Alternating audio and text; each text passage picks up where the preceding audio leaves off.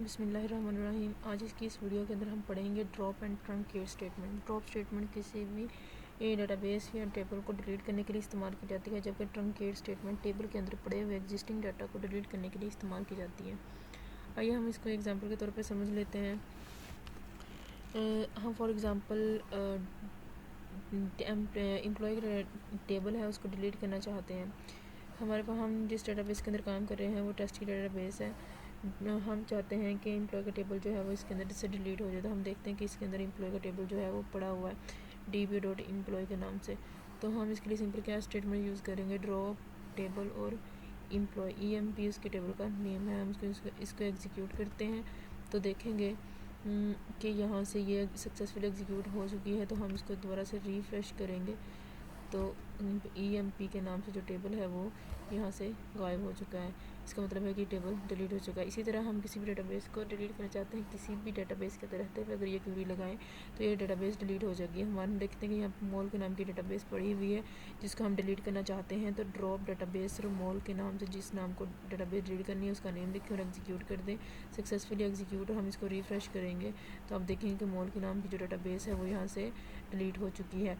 इसी तरह अब हम देखते हैं कि ट्रंकेट की स्टेटमेंट कैसे काम करती है। तो ट्रंकेट की स्टेटमेंट में ट्रंकेट का जो टेबल है पर्सन, हम उसके अंदर पड़ा हुआ डाटा है उसको डिलीट करना चाहते हैं। तो पर्सन के नाम का जो टेबल है हम उसको देखते हैं कि उसके अंदर क्या क्यों पड़ी हुई है डाटा जिसको हम डिलीट करना चाहते हैं। Select static from person. तो हम इसको देखेंगे, इसको एग्जीक्यूट करेंगे तो इसका क्या है कि इसके अंदर सिर्फ एक ही रिकॉर्ड पड़ा हुआ है जिसको हम डिलीट करेंगे।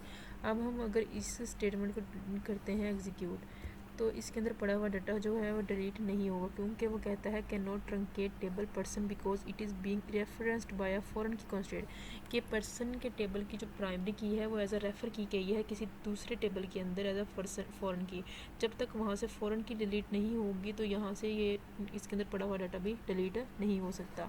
मतलब जिन टेबल्स के दरमियान एक चीज़ और सामने आ गई कि जिन टेबल के दरमियान लिंक है फॉरेन की या प्राइमरी की का, तो उनका जब रिलेशन आपस में ख़त्म होगा तभी किसी टेबल के अंदर से पड़ा हुआ डाटा हुआ वो ख़त्म होगा। इसी तरह अब हम देखते हैं कि अगर हम किसी भी टेबल के ऊपर लगी हुई प्राइमरी की है उसको ड्रॉप करना चाहते हैं तो किस तरह करेंगे। हम करना चाहते हैं पर्सन 1 के टेबल के अंदर से लगी हुई प्राइमरी की को डिलीट करना। तो पर्सन 1 का टेबल है ये हमारे सामने है। हम इसके ऊपर PID जो है नोट नल कंस्ट्रेंट अप्लाई किया हुआ है उसको हमने क्या किया है कि प्राइमरी की सेट की हुई है। कंस्ट्रेंट पी के हमने जब कंस्ट्रेंट के टॉपिक पढ़ा था तो उसके अंदर ये काफ़ी तरीके थे जो बताए थे। जिन्होंने पिछली वीडियो देखी है उनको समझ आ जाएगी।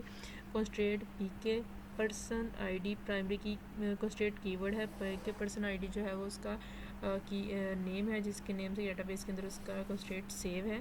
प्राइमरी की उसका नेम है और PID जो है जिस नाम से उसको PID जो है उसको प्राइमरी की सेट की हुई है।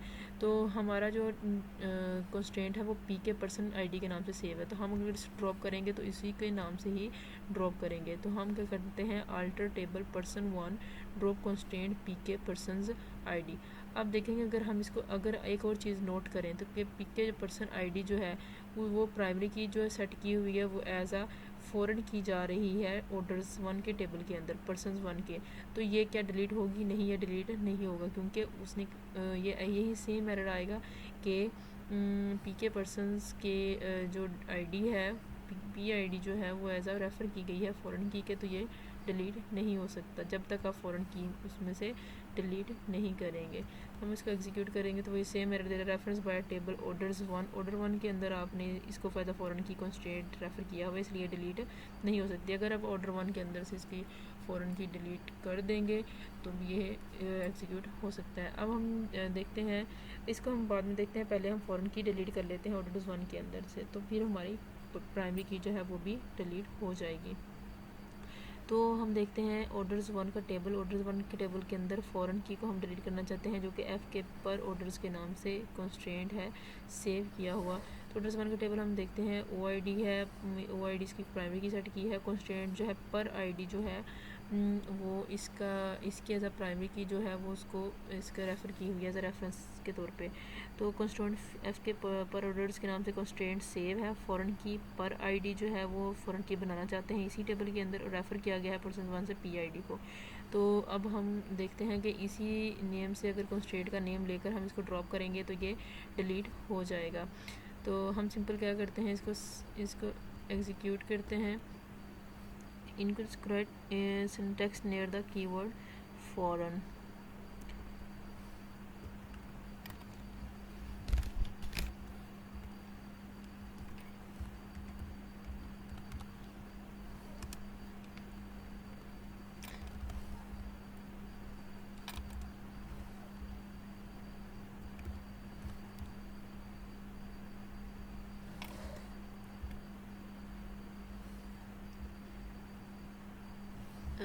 Drop constraint.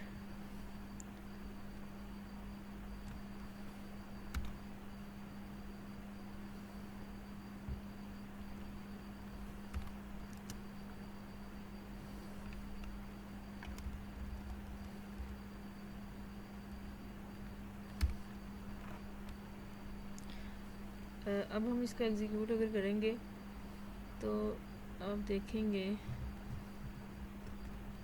एक सक्सेसफुली एग्जीक्यूट हो चुकी है। अगर आपने देखा था पहला एरर कि उसमें यहाँ पर फ़ॉरेन की लिखा हुआ था, फ़ॉरेन की का मतलब था कि वो फ़ॉरेन की को तो नहीं जानता कि क्या चीज़ थी, लेकिन वो इस नेम को ज़रूर जानता है जिस नेम से उसका कंस्ट्रेंट जो है वो सेव करवाया गया है डेटाबेस के अंदर। तो ये सक्सेसफुली एग्जीक्यूट हो चुका है, मतलब कि ऑर्डर्स वन के अंदर से फ़ॉरेन की जो पर ऑर्डर्स के नाम से थी वो डिलीट हो चुकी है।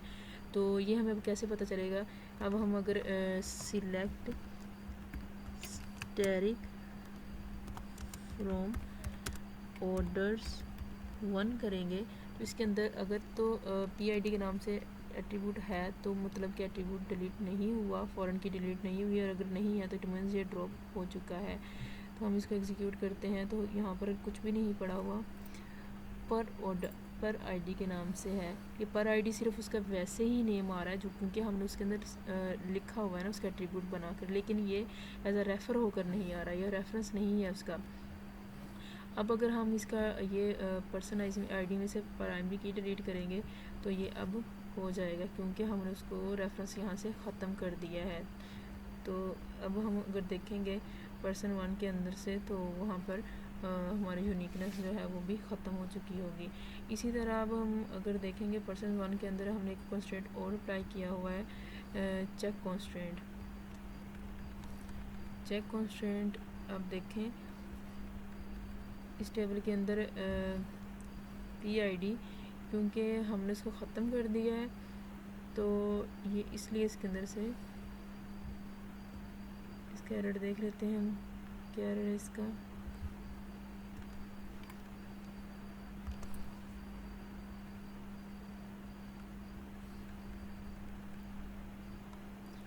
PID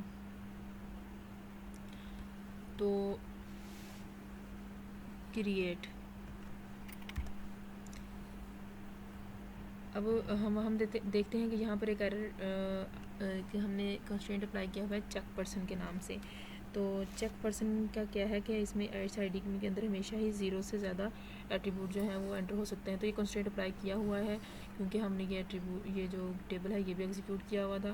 तो अगर हम इसको डिलीट करना चाहते हैं तो वो चेक पर्सन के नाम से पड़ा हुआ है टेबल, तो हम इसको एग्जीक्यूट करेंगे तो इसको सिंपली हम एग्जीक्यूट करेंगे तो सक्सेसफुली एग्जीक्यूट हो गया। और अगर हम देखेंगे इसके 2200 रोज़ के अंदर जाके पर्सनस वन के अंदर तो एडिट टू 200 रोज़, तो हम इसके अंदर 0 भी